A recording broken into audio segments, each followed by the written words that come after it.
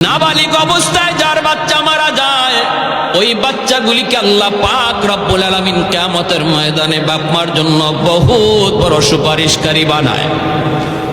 বাচ্চাগুলি আল্লাহর কাছে ডাক দেয়া কয়, মালিক, ও মালিক, তুমি আমারে দুনিয়াতে পাঠাইছো, পাঠানোর সময় আমার মা কত কষ্ট করছেন, জান বের হয়ে যায় অবস্থা।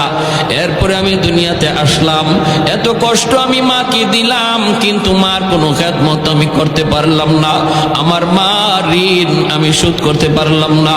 আল্লাহ, আজ যদি তুমি আমাকে জান্নাতে দিতে চাও, আমার মা বাবা সারা জান্নাতে যাইবো না, হয় আমারে বাপ মার সাথে জাহান্নামে দিয়ে দাও, হয় আমাকে আমার বাপ মার সাথে জাহান্নামে দিয়ে দাও। রব্বুল আলামিন তখন বলে, বান্দারে, আমি আল্লাহর আদত হচ্ছে জাহান্নামীকে জান্নাতে দেওয়া, কিন্তু